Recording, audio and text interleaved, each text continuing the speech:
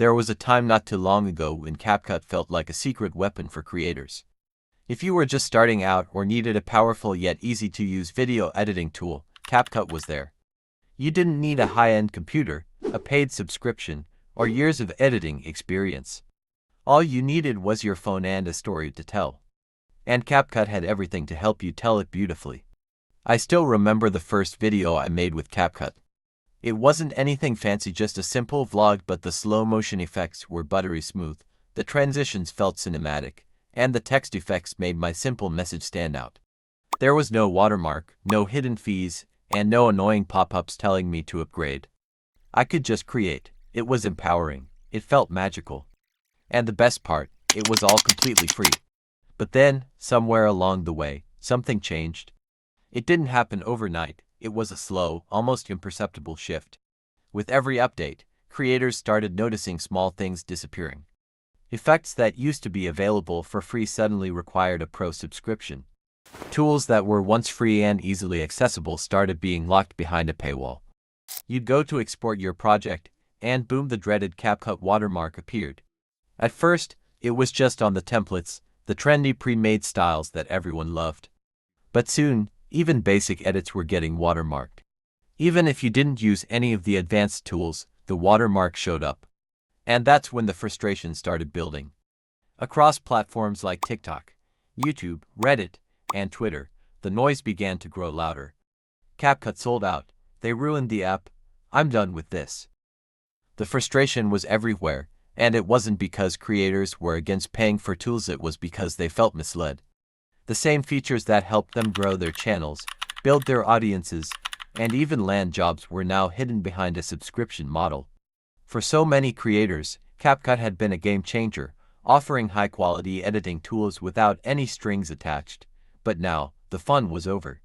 And let's talk about the pricing. CapCut Pro costs $7.99 a month, or about $74.99 annually.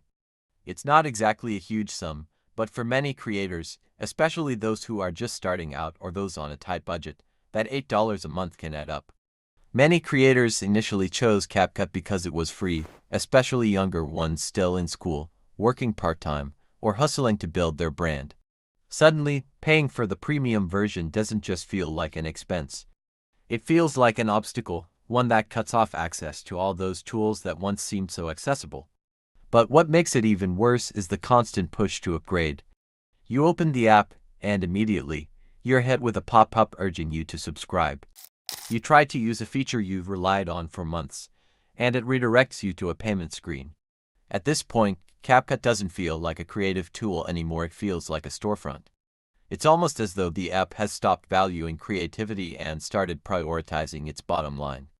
This constant bombardment of upgrade now feels less like a helpful reminder and more like an intrusion on your creative process. Then, just when you thought things couldn't get worse, a new wave of concern started spreading.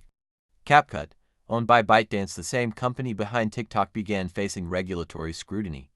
Countries like India banned the app outright, citing concerns over data privacy. Other regions, including the US and parts of Europe, started questioning whether CapCut could be trusted with user data. Now, for creators in those regions, it wasn't just about money anymore, it was about access. Imagine you've spent months mastering a tool, developing a workflow, and building your content around it. Then one morning, you wake up to find out it's been banned in your country. Or worse, that your content can't be exported or shared anymore. It's not just frustrating, it's crippling. For schools, freelancers, and content-based businesses, the unpredictability of CapCut's future is a real concern. If a tool is under legal fire or at risk of being banned, it becomes unreliable. And when your livelihood depends on consistency and trust in your tools, this sort of uncertainty is a major roadblock. So, let's talk about alternatives. While CapCut was making changes, other apps quietly started gaining traction. VN Video Editor, for example, has emerged as a strong contender. It's smooth, free, and most importantly watermark-free. VN doesn't bombard you with constant prompts to pay. InShot continues to be a solid option, offering a straightforward editing experience for mobile users at a reasonable price. Filmora, available on both mobile and desktop, delivers powerful tools without the aggressive upselling, and offers a much more balanced pricing structure.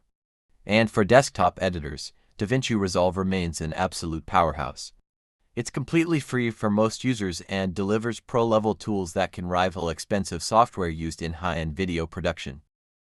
At this point, the question is no longer just should you pay for CapCut Pro, it's deeper than that.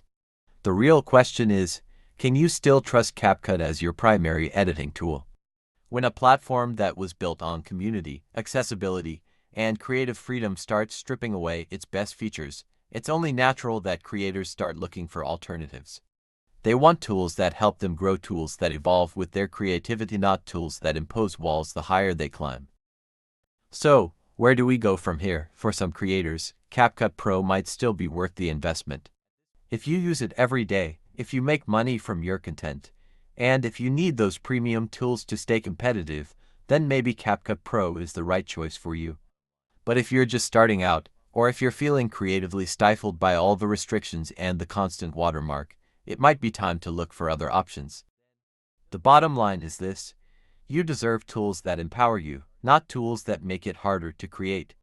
You deserve creative freedom. You deserve the ability to tell your story with the tools that work best for you. You shouldn't have to jump through hoops or face constant friction just to get your ideas out there. Now, I want to hear from you. Are you still using CapCut, or did the watermark push you to try something else? How are you navigating the changes to the app, and do you feel like CapCut has become a reliable tool? Are you worried about the bans and the privacy concerns that are starting to make headlines? Drop your thoughts in the comments below. Let's talk about it. Let's share our experiences and help each other out. And if you found this video helpful or relatable, don't forget to hit that like button. It helps more creators see this video. If you're new to the channel, be sure to subscribe for more real talk on video editing, content creation, and building your career the smart way. Thanks for watching, and I'll see you in the next video.